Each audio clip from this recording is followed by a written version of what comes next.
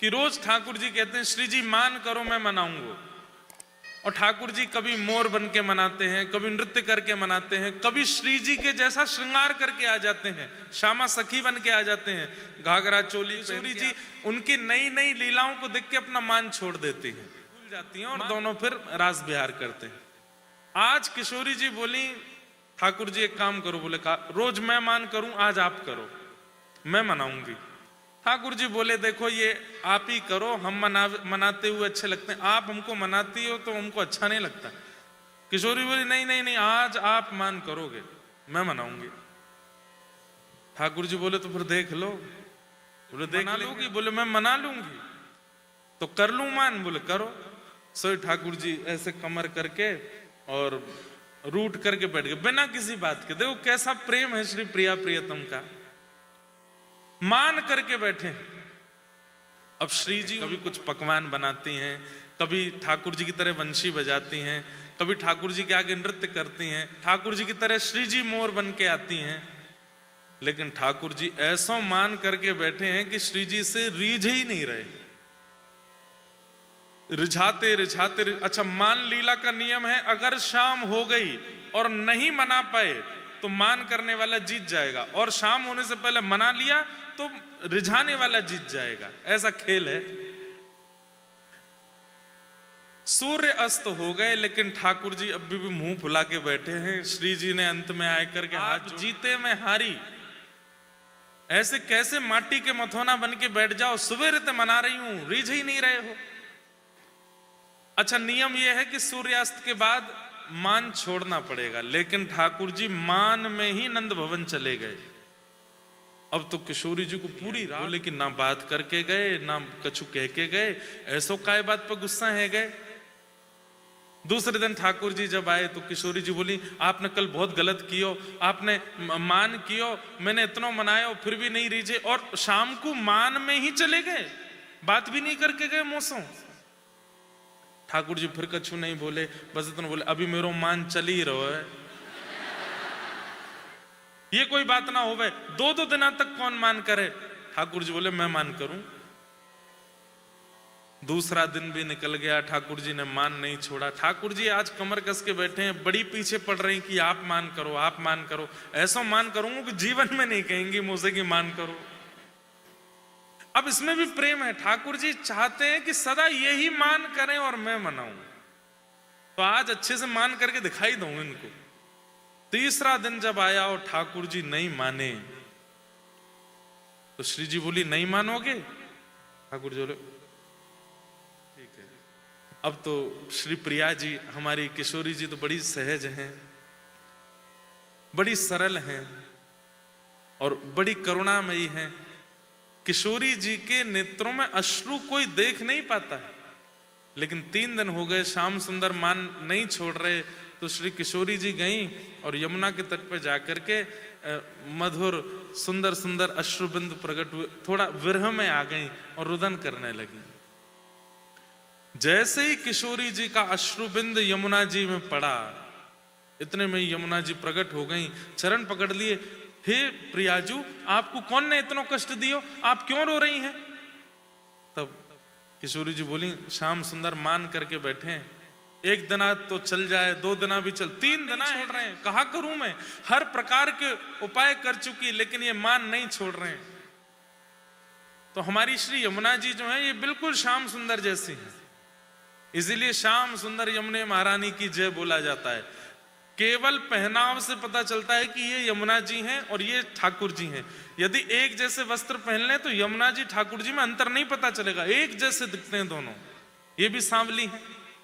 मीठे रस से भरोड़ी महारानी लागे, महारानी लागे, मोहे प्यारो प्यारो यमुना। कई लोग कारो कारो घामे, कारो कारो यमुना जी रो पानी लागे, कारी नहीं है, सांवली है यमुना जी, ठाकुर जी जैसी हैं बिल्कुल। यमुना जी बोली श्री जी आप बैठो, मैं देखूं इन्हें। तो और महाराज ऐसी योजना बनाई, ठाकुर जी जैसी चोटी, ठाकुर जी जैसा मुकुट, ठाकुर जी जैसे कुंडल, ठाकुर जी जैसे काजल, ठाकुर जी जैसी पीतांबरी, ठाकुर जी जैसी वंशी, ठाकुर जी जैसी माला, वैसा ही इत्र, सब कुछ ठाकुर जी जैसो पहन करके श्री यमुना जी आई। और जैसी चाल चलते हैं ठाकुर जी, आहा कैसी, सब ही अंग मतलब टेढ़े, पैर भी टेढ़े हैं, कमर भी टेढ़ी है, सिर भी टेढ़ा है, मुकुट भी टेढ़ा है। और टेढ़े हैं नहीं ठाकुर जी, अदा है उनकी। मतलब जैसे अगर दो लोग यहाँ खड़े हैं तो आपस में ऐसे खड़े होकर बात कर लेंगे, ऐसे खड़े होकर। ठाकुर जी कैसे खड़े होते हैं? आप अगर ठाकुर जी के सामने खड़े हो, ठाकुर जी को आप खड़े होकर आपसे बात करनी है तो किसी को बुलाएंगे, ए धरा भाई, बुला के उसके कंधे पे हाथ धर के टेढ़े खड़े होंगे। अब बताओ, ये उनकी अदा है। ललित गति विलास वल्गुहास प्रणय निरीक्षण कल्पितो रुमान। श्रीमद् भागवत में भीष्म पितामह कहते हैं कैसी चाल है इनकी, पैर भी टेढ़े, कमर भी टेढ़ी, मुख भी टेढ़ो। तो जैसी चाल ठाकुर जी की वैसे ही यमुना जी चलने लगी। ठाकुर जी के पैरों के नूपुरों की ध्वनि, श्याम सुंदर बैठे शिला पर मान करके, इतने में ही ठाकुर जी को जब अपने ही पैरों के नूपुरों की ध्वनि आई तो ठाकुर जी बोले मैं तो यहीं बैठा हूं, ये नूपुर ध्वनि कहां से आ रही है? और जैसे ही पीछे मुड़ करके देखो महाराज तो दूसरे श्याम सुंदर, और बिल्कुल वैसे ही वंशी अधर पर धरे, वैसे ही देख रहे हैं आगे पीछे सब। ठाकुर जी जब चलते हैं तो छोटी छोटी गिलहरी, खरगोश, चिड़िया कभी आके यहाँ बैठ जाती है, कभी यहाँ पे बैठ जाते हैं, सब चहकते रहते हैं, खरगोश उछलते रहते हैं जब ठाकुर जी चलते हैं। तो आज यमुना जी चल के आ रही हैं तो वैसा ही वातावरण बना हुआ है वन का। वृक्ष झुकने लगते हैं, फल टूट टूट के गिरने लगते हैं, पुष्प आकर के ठाकुर जी पे बरसने लगते हैं। ठाकुर जी बोले मैं तो यहां बैठा हूं, ये दूसरा श्याम सुंदर कहां से आयो? ठाकुर जी उठ के गए, अरे कौन है तू? यमुना जी बोली हम श्याम सुंदर। तुम कौन हो? श्याम सुंदर तो मैं हूं, तू कहां से आएगो? तो यमुना जी बोली तुम झूठे हो, असली तो मैं हूं। नंद जी को लाला, यशोदा जी को लाला, मधुमंगल श्रीदामा को सखा, वो कृष्ण तो मैं हूं, तुम भैलू पिया हो। ठाकुर जी बोले अच्छा दारी के तो बताऊं अभी, मैं हूं असली। बोले तुम असली नहीं हो, मैं हूं असली। कैसे पता चले? बोले वंशी दिखाओ तो वंशी एक जैसे। कैसे पता चले? पीतांबरी दिखाओ तो पीतांबरी एक जैसे।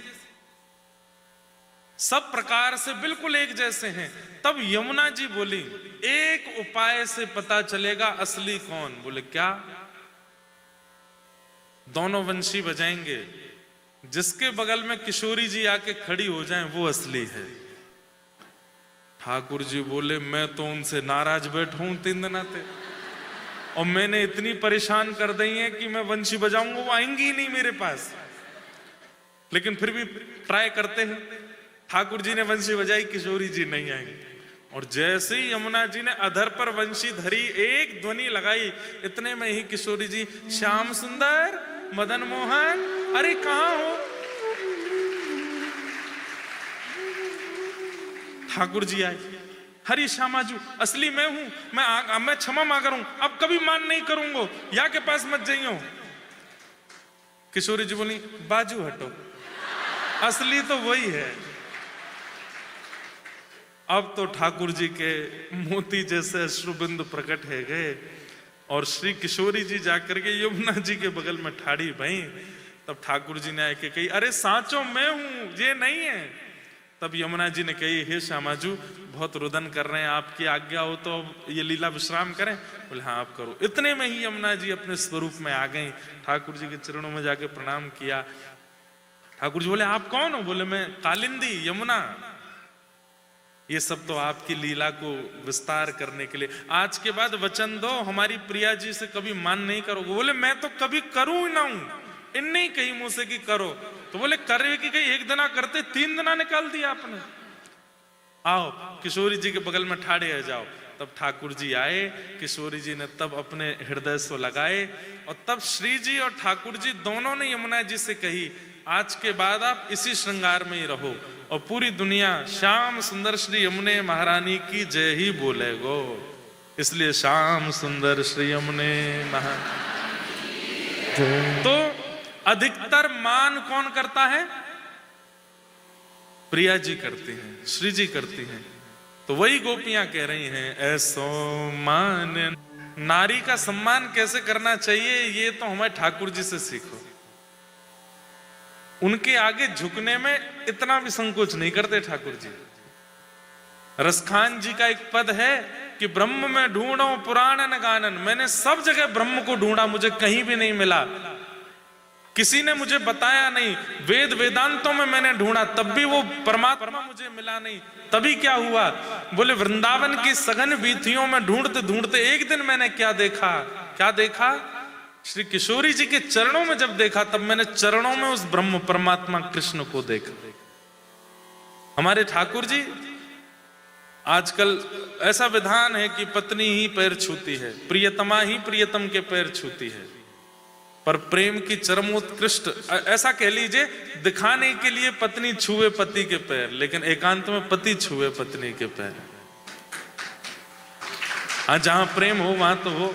इस पर तो जोरदार ताली बजाओ। आज बादल देख करके और वर्षा देख करके मन में यही भाव आ रहा था कि ठाकुर जी कह रहे होंगे, नेक कथा में हिंडोरा को भाव कछु गाय दियो भैया। या फिर घर में बनाओ कोई ऐसे 2 खुंटी हो, वहां से टांग के बढ़िया उस पर झूला बनाओ। पीछे बैकयार्ड में कोई बढ़िया पेड़ हो, उसके नीचे झूला बना, ठाकुर जी को झूलाओ। बहुत ठाकुर जी को इतना सुख मिलता है। ऋतुओं के अनुसार जो उत्सव आते हैं ना, अब धीरे धीरे थोड़ी भक्ति को अपग्रेड कीजिए अपनी। बस वो सुबह दिया जला दिया, शाम को दिया जला दिया, अगरबत्ती जलाई, चले गए, ओम जय जगदीश हरे करके। इतने तक कब तक रहोगे इसी भाव में? अरे भाई, कॉलेज भी अपग्रेड होता है, जॉब भी अपग्रेड होती है, भक्ति भी अपग्रेड होनी चाहिए। अब धीरे धीरे प्रयास करो, ऋतुओं के अनुसार ठाकुर जी के वस्त्र हो, ऋतुओं के अनुसार ठाकुर जी का इत्र हो, ऋतुओं के अनुसार उत्सव हो। अभी सावन चल रहा है तो महादेव के उपासक सब महादेव का अभिषेक करते हैं, कृष्ण उपासक ठाकुर जी को झूला झूलाते हैं। इसके बाद फिर भादों का महीना आ जाएगा तो जन्माष्टमी की प्रिपरेशन घर में शुरू हो जाएगी। फिर जन्माष्टमी के बाद रोज नंदोत्सव के पद गाओ, नंद घर आनंद भयो जय कन्हैया लाल की। कब तक? राधाष्टमी तक। फिर राधाष्टमी आवे तो श्री जी की अष्टमी मनाओ, ठाकुर जी उसमें आपके संग पार्टिसिपेट करें। फिर उसके बाद आ जाएंगे पितृपक्ष, पितरों के दिन आ जाएंगे, तो उसमें सांझी लीला होती है हमारे यहाँ। सांझी लीला में क्या होता है? पितृपक्ष में कोई उत्सव तो किशोरी जी और ठाकुर जी दोनों मिल नहीं पाते। किशोरी जी बरसाने रहती हैं, ठाकुर जी वृंदावन रहते हैं, तो सखियां सुंदर सुंदर रंगोलियां बनाती हैं, उसी को सांझी कहते हैं। सांझी के ऊपर बनाई जाती है, पानी जल के ऊपर, एक पात्र में जल भर के उसके ऊपर सांझी बनाते हैं और किशोरी जी को सखियां दिखा करके सुखी करती हैं। तो आप लोग रंगोली बनाओ पितृपक्ष में ठाकुर जी के सामने, और उसमें रोज नई नई लीलाएं बनाओ। ये करने वाले तो यहाँ 10% लोग ही हैं, लेकिन करो। उसके बाद नवरात्रि आ जाएगी, शरद का महीना, रास प्रारंभ हो जाएगा। रोज ठाकुर जी के आगे गोपी गीत का पाठ करो, जयते ते। सफेद सफेद सामग्रियां बनाना ठाकुर जी के लिए, खीर रबड़ी आदि आदि। और शरद पूर्णिमा की रात्रि को चंद्रमा की छांव में ठाकुर जी को, कोई लाइट नहीं, बस दिए जले हों, चंद्रमा की छांव और ठाकुर जी का रास ब्याह। यहाँ कनाडा में तो शांति भी इतनी है, बढ़िया से कर सकते हो आप लोग। भारत में मिल जाए शहरों में तो इतना आनंद आ जाए, बस पूछो मत। पर पॉपुलेशन इतनी है, भारत की शांति हो नहीं पाती वहां पर। अभी मैं न्यूजीलैंड में था तो मुझे किसी ने पत्र लिख के भेजा, बोले से सफाई लेकर के जाइएगा, भारत के लोगों को बताइएगा, ऐसे साफ सुथरे देश रखे जाते हैं, आदि आदि, पता नहीं क्या क्या लिखा था। हमने कहा बहन जी, आपका छोटा सा देश, और उसमें भी न्यूजीलैंड की आबादी है केवल 52 लाख। कितनी? 52 lakhs, अराउंड 5 मिलियन पूरे देश की। वहां पर 52 लाख इंसान, भेड़ हैं, 1 करोड़ गैया हैं। न्यूजीलैंड में। मैंने कहा हमारे दिल्ली कितनी है दिल्ली राजधानी की पॉपुलेशन? कितनी? 5 करोड़ के आसपास है। हाँ 8 करोड़, कनाडा से भी ज्यादा है, बताओ, अकेले राजधानी की। और भारत पूरा अगर फैल जाए तो फिर वही क्या। तो सब ठीक है, लेकिन आप लोगों के यहाँ देशों में शांति बहुत है, तो रात्रि में खूब सुंदर सुंदर घर के अंदर उत्सव कर सकते हो, कोई दिक्कत नहीं है। फिर उसके बाद आएगी गोपाष्टमी। गोपाष्टमी पर सुंदर सुंदर गैया ले आओ, ठाकुर जी के आगे ऐसे सुंदर गाय बना दो, वन का सुंदर एक बगीचा बना दो, ठाकुर जी गौचारण करने जा रहे हैं, ठाकुर जी का सुंदर उस दिन तिलक करो, आज लाला गैया चरावे जा रहे है। फिर उसके बाद आ जाएगी दीपावली, दीपावली के बाद आएगी गोवर्धन पूजा। ये सब ऋतुओं के अनुसार उत्सव चलते रहते हैं। तो धीरे धीरे अपनी भक्ति को अपग्रेड कीजिए। कब तक उसी स्थिर पर रहोगे? अब थोड़ा सा आगे ले जाइए अपनी स्थिति को। तो अभी सावन चल रहा है, जिनके घर में झूला है अच्छी बात है, नहीं है तो जाके पधराना, ठाकुर जी को झूला झुलाओ। झूला क्यों झूलते हैं? इन दिनों में हवा कम चलती है, इसलिए बादल रहते हैं तो गुम हो जाता है पूरा माहौल, हवा नहीं चलती और हरियाली आ जाती है। तो सब सखियां पेड़ों पर ठाकुर जी के झूला लगाते हैं और वहां झूला झुलाते हैं, ताकि जो हवा में नमी है उससे प्रिया प्रियतम को सुख मिले।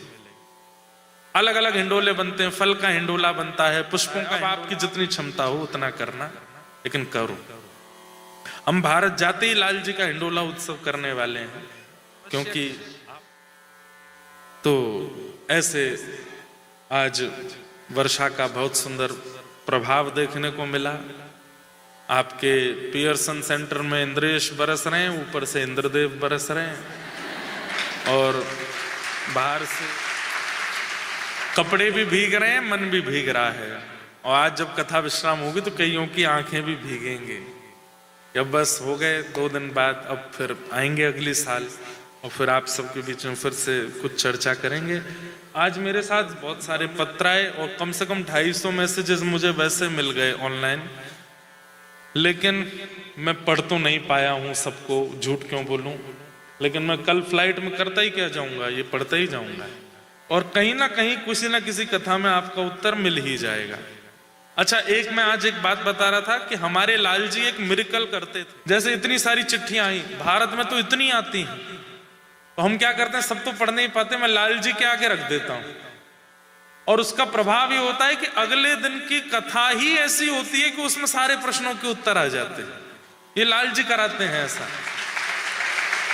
तो मैं जितनी देर बैठा उतनी देर में 2 ही पर्चियां खोल पाया। उसमें एक आया है कि मैं सिख धर्म की होकर के श्री जी की, ठाकुर जी की सेवा करना चाहती हूं, ऐसे परिवार में शादी करना चाहती हूं, मैं ऐसा क्या करूं कि मैं इनकी हो जाऊं सदा के लिए। मुझे शादी का मोह तो नहीं है, पर माता पिता की खुशी के लिए क्या करूं। आपको जो सही लगे कृपा राह दिखाइए। आपकी भावना तो बहुत अच्छी है। आपने एक बात कही, सिख धर्म। देखो, जात पात पूछे नहीं को, हरि को भजे सो हरि को हो।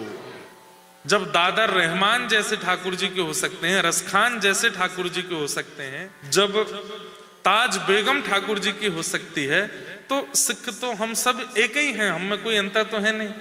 आप खूब प्रेम से ठाकुर जी का भजन करो और नित्य ठाकुर जी से प्रार्थना करो कि तथा सचाहम परिव। एक है कपिल देव भगवान की। कपिल भगवान के जो पिताजी हैं और मां हैं, आपकी मां देवभूति और पिताजी करदम ऋषि। तो करदम ऋषि ने 1000 साल तक तपस्या की। 1000 साल बाद जब भगवान प्रकट हो गए तो उन्होंने यही कहा जो आपने पत्र में लिखा है कि हे नाथ, मैं आपसे जितना प्रेम करता हूं, मुझसे भी ज्यादा प्रेम करने वाली एक कन्या मिले, आपसे प्रेम करने वाली, और उससे मेरा ब्याह हो जाए, ऐसी कृपा करो। तो कहते हैं ठाकुर जी इतने प्रसन्न हो गए, वाह, तुमने 1000 साल की तपस्या के बाद ये मांगा। मेरे चरण नहीं मांगे, मुझे नहीं मांगा, मेरा भजन करने वाली, आपसे ज्यादा मुझसे प्रेम करने वाली एक पत्नी मांगी। क्यों? मैं आ तो क्या भक्ति करके क्या? बोले नहीं नाथ, आप तो चले जाओगे, फिर हम दोनों दंपति अपने संसार का निर्वहन करते हुए आपका जब भजन करेंगे और आपके भक्त बालकों को जन्म देंगे तो उसमें हमारा सार्थक जीवन होगा। तो कृपा करके ऐसी एक कन्या दो जो मुझसे भी ज्यादा आपसे प्रेम करती हो। तब भगवान ने उनसे कहा कि पृथ्वी के सबसे पहले मानव जिनका नाम है स्वयंभू मनु, उनकी बेटी देवहूति से आपका ब्याह होगा। वो आपसे भी ज्यादा मुझसे प्रेम करती है। तो कर्दम ऋषि बड़े प्रसन्न हो गए। जाते जाते भगवान बोले, एक वरदान मुझे अपनी तरफ से देने का मन हो रहा है। कर्दम ऋषि बोले क्या? बोले एक वरदान तो आपने मांगा, वो मैंने दे दिया, एक मैं अपनी तरफ से देता हूं कि आपके यहां संतान बन के मैं ही आऊंगा, मैं आपके यहां पुत्र बन के आऊंगा। तो ये जो इच्छा प्रकट की है कि ऐसे परिवार में मेरी शादी हो जो श्री जी के समीप ले जाएं, जो ठाकुर जी की सेवा करावें, इसके लिए श्री जी से नित्य प्रार्थना करो और निश्चित ऐसा परिवार मिलेगा।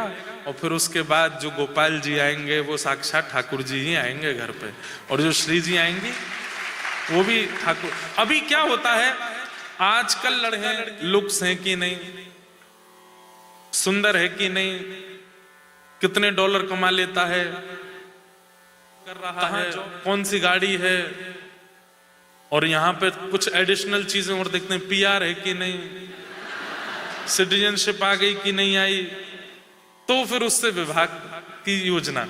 बाकी सब चीजों को छोड़ो, एक चीज देखो, कथा सुनता है कि नहीं, उसकी प्लेलिस्ट चेक किया करो। हाँ, जो जितनी भी लड़कियां हैं और जितने भी लड़के हैं, जिसके प्रति मन बने या जिसके प्रति माता पिता कहें कि ये है, तो उसका इंस्टाग्राम प्रोफाइल खोल के पहले तो उसको फॉलोइंग देखा करो, किस किस को फॉलो कर रहा है। प्रेमानंद जी महाराज फॉलो हो रहे हैं,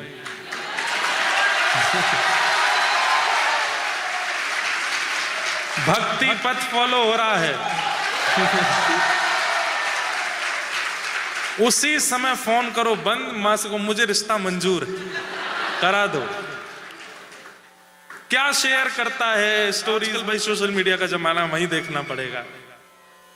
जब मिले तो फोन थोड़ा सा दिखाना, जरा यूट्यूब पे जाके देखो लास्ट वॉच क्या था। उसमें अगर एक हफ्ता तक कथाएं नहीं हो तो शादी के लिए मना कर देना।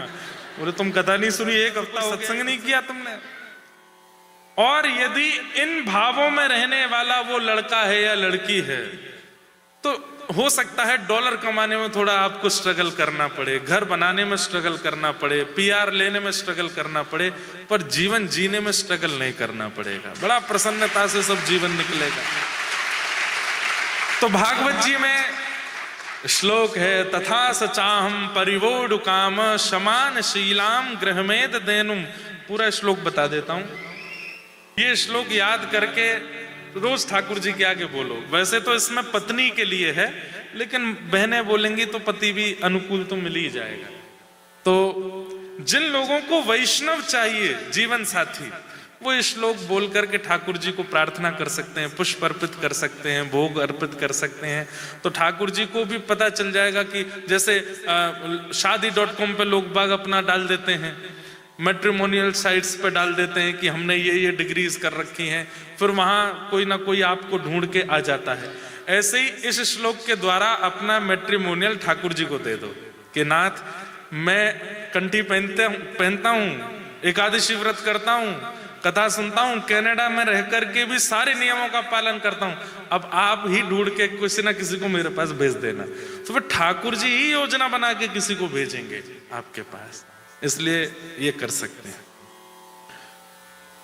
दूसरी पर्ची जो हम खोल पाए उसमें मेरी दादी, पिताजी, भाई, हमारी चिड़िया और खासकर मेरी माँ आपकी बहुत बड़ी फैन है। चिड़िया भी फैन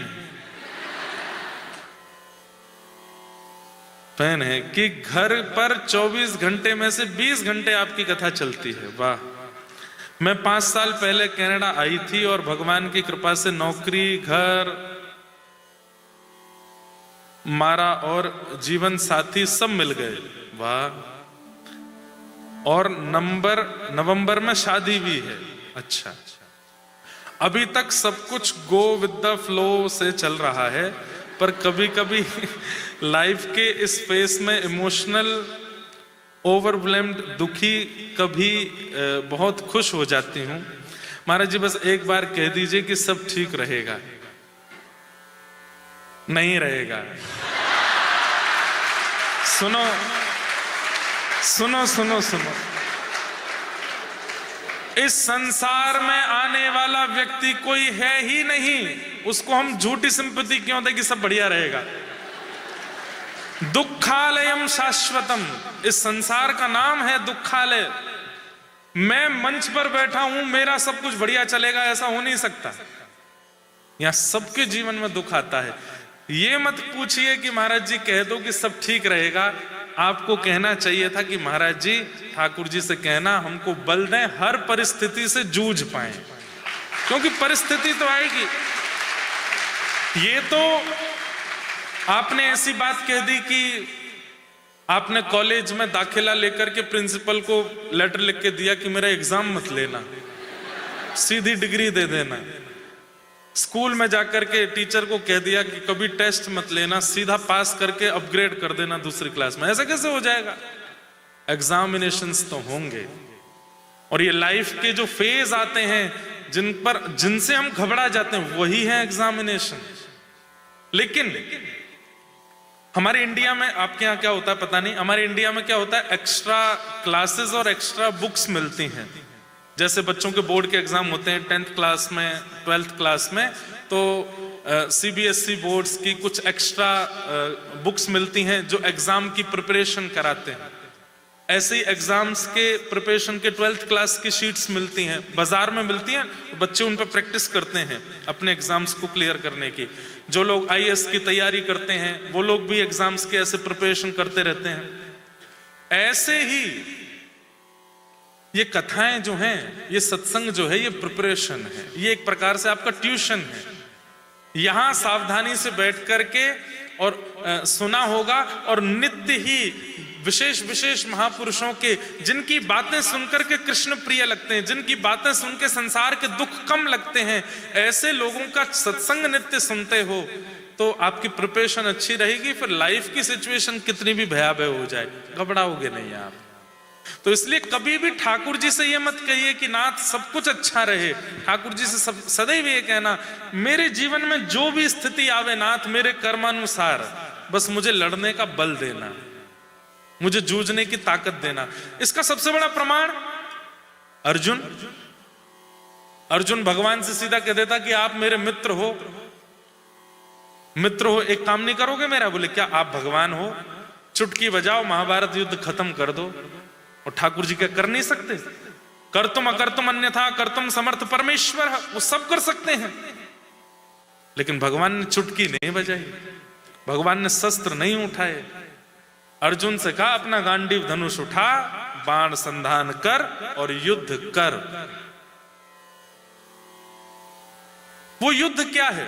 वो वही युद्ध है जो हम सब लोग अपने जीवन में रोज फेस करते हैं। कभी जॉब्स को लेके, कभी परिवार के विवादों को लेके, कभी शारीरिक पीड़ाओं को लेके, कभी मानसिक पीड़ाओं को लेके। हम सब महाभारती तो कर रहे हैं, पर हम कहते क्या हैं? अर्जुन नहीं बन पाते। हम ठाकुर जी से प्रार्थना करते हैं ये ठीक कर दो ना, इससे हमको निकाल दो ना। भगवान कहते हैं भाई अर्जुन बन, युद्ध कर। हाँ, मेरी शरण में रह करके युद्ध कर, राह मैं दिखाता रहूंगा, बताता रहूंगा, निकलना तुझे खुद पड़ेगा इस स्थिति से। इसलिए कभी ये बात मत कहना कि आप कह दो सब ठीक हो जाए, कुछ ठीक नहीं होगा। जूझना पड़ेगा, लड़ना पड़ेगा, हर परिस्थिति से जूझ करके आगे बढ़ना पड़ेगा। इसलिए ये भाव आज आया था, तो आप बुरा नहीं मान जाना जिन्होंने के बोले बताओ महाराज जी ने कह दिया कुछ अच्छा नहीं होगा। ये तो संसार है, यहाँ पर सबके जीवन में दुख आते हैं। 4 दिन तो आपसे खूब आलू के परांठे बनवावे, खूब आपसे मेहनत करवावे। अच्छा एक चीज तो है, कनाडा अमेरिका के लोगों को भोजन बनाने में बहुत कष्ट होता है। ऐसा मैंने देखा है। जैसे ही पता चल जाए कहीं कार्यक्रम है, वहां फ्री का भोजन है, तो जल्दी भागते हैं और पैक और करवा के ले आते हैं कि घर पे बनाना नहीं पड़ेगा, जो है उनको खवा देंगे। ऐसा मैंने देखा है। अब शायद हो सकता बदल गया हो, पहले तो बहुत देखा है। तो कोई घर पर मेहमान आवे और जाते समय आपके घर के बच्चों को बढ़िया $200 दे करके जावे, तो उस आदमी को आप क्यों नहीं चाहोगे कि दोबारा आवे? अगली बार कब आओगे पूछते हो ना। ये दुख भी तो ऐसा ही है, भले ही आता है तो तोड़ देता है आपको, लेकिन जाते समय सुख दे करके जाता है। भक्ति मार्ग एनेस्थीसिया का इंजेक्शन है। आप में से मेडिकल लाइन में कौन है? कोई है? 2 4 5 तो है ही है। एनेस्थीसिया क्या करता है? सुन्न कर देता है, नम कर देता है। जिस जगह लगा दो उस जगह पर काट भी दो तो पता नहीं चलेगा। नस भी कटेगी, मांस भी कटेगा, हड्डी भी कटेगी, त्वचा भी फटेगी, खून भी निकलेगा, लेकिन दर्द नहीं होगा। ठीक वैसे ही भक्ति मार्ग कैसा है? एनेस्थीसिया का इंजेक्शन है। मीराबाई के जीवन में कष्ट नहीं आए थे क्या? खूब आए थे।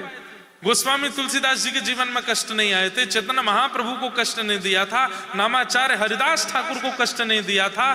करमेती बाई को कष्ट नहीं दिया था। सबको कष्ट हुआ है, लेकिन इन सबको दुख हुआ क्यों नहीं? क्योंकि सबने भक्ति रूपी एनेस्थीसिया लगवा रखा है।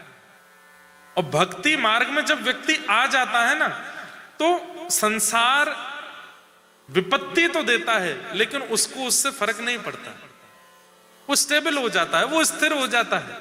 कृष्णाश्रित व्यक्ति के लिए ये संसार के दुख नहीं होते। उसका दुख क्या है पता है? बताओ, हरी चर्चा 2 ही दिन की हो रही थी, आज बारिश हो गई, हम पहुंच ही नहीं पाए, कई लोग आ ही नहीं पाए, आज घर ही रह गए। ये उनके लिए इतना बड़ा विषाद बन गया कि वो रो रो के परेशान। कोई यूएस में है, अब इतने फोन आए कि आप यूएस आ जाइए। मैंने कहा तुम कनाडा से, वहां यूएस से यहाँ आ जाओ। कितने लोग आए हैं यूएस से? यहाँ पे देखो कितने सारे लोग आए हैं, ये यूएस से कथा सुनने आए हैं। अब कई लोग ऐसे हैं जो यूएस से नहीं आ पाए, उनके लिए ये बहुत बड़ा कष्ट है। बोले कि अब पूरे साल हम दुखी रहेंगे कि कितने पास आके भी हम कथा सुनने नहीं जा पाए। मतलब अब समझ रहे हैं कि कृष्णाश्रित व्यक्ति के दुख का कारण क्या है? कथा ना सुन पाना, वृंदावन ना जा पाना, सेवा ना कर पाना, नाम जप ना कर पाना, ठाकुर जी के उत्सव ना कर पाना, उसके लिए वही दुख हो जाता है। उसके लिए फिर संसार के दुख नहीं है। वो समझ जाता है, उसको इतनी ज्यादा स्पष्टीकरण हो जाता है कि संसार में कष्ट तो जीवन में आना है। उस कष्ट से इतना वो विचलित नहीं होता। उसको विचलित करता है तो केवल और केवल ये कि मैं योग्य होते हुए भी सुन नहीं पा रहा, जा नहीं पा रहा, कर नहीं पा रहा।